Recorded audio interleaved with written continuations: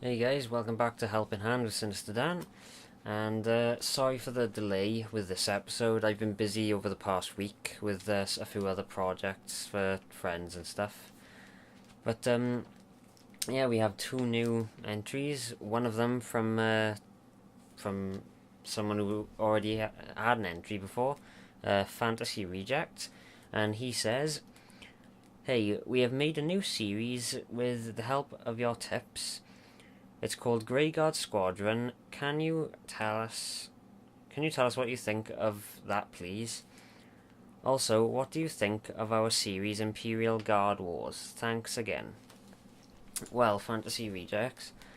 Uh, the only thing I noticed that I think you can improve, with the circumstances would be maybe increase the amount of photos you take, between each shot and whatnot, to increase the frame rate. Because the idea with stop motion is you're meant to be telling a story about what's going on about a certain scenario, and the more frames you use will mean that your story is being told more fluidly, or if that's a word.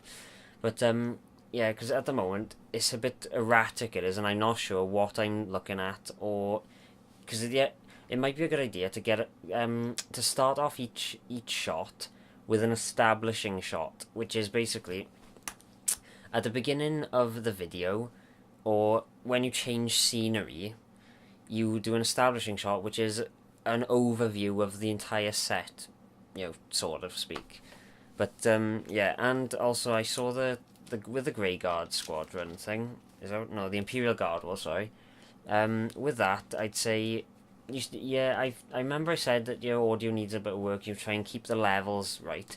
Yeah, I can see you have worked on it, but it still needs a bit of work because most of the voices are quite quiet, but then the sound effects you do and some of the other voices are quite loud at the same time. So the only thing I'd suggest is always wear headphones when editing audio. That's because that's what I do anyway.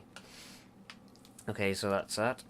And the next question is off Burning Grunt Studios. Okay, and he says, "Hey, your helping hand videos have helped me make my first stop motion video. I hope you will like it and would like suggestions if you would do so in the next helping hand episode. Smiley face, thanks." Okay, right, Burning Grunt Studios. Yeah, I saw your first stop motion one, and because of the long wait as well, I also had a chance to see your second one. And all I can say is they are fantastic, and I'm not just saying that at all. I mean it. They are absolutely fantastic.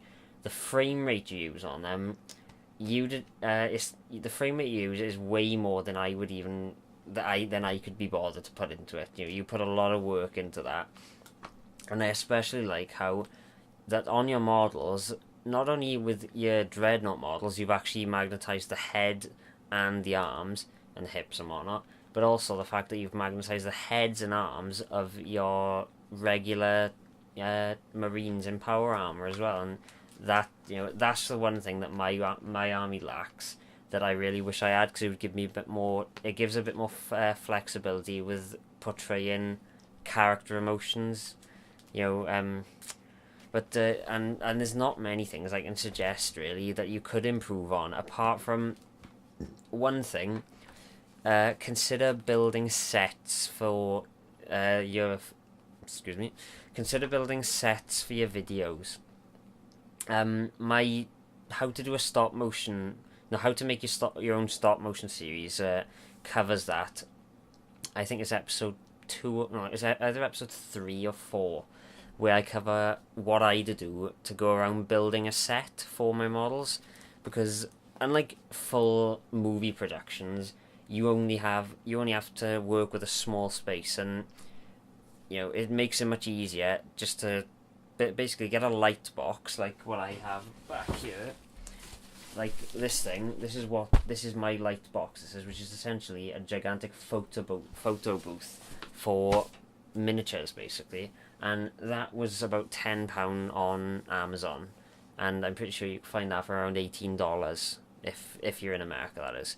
But yeah, that's the only thing I would suggest, because everything is awesome, but the fact that you have it, on a desk and you have all the background of the room that you're in, it kind of sucks you out of the whole story arc of it.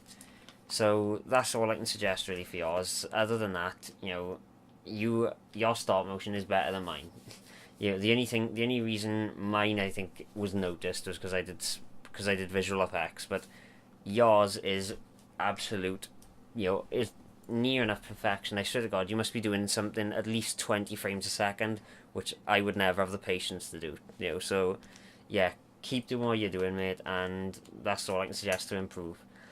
And so if any like with these two, if anyone else out there has any problems they're having with the videos that they'd like me to maybe lend a hand on, or maybe give some tips on how you can improve them, just leave a comment in the description below, and I'll answer them in the next helping hand, which, with any luck, will be sooner than what this one was.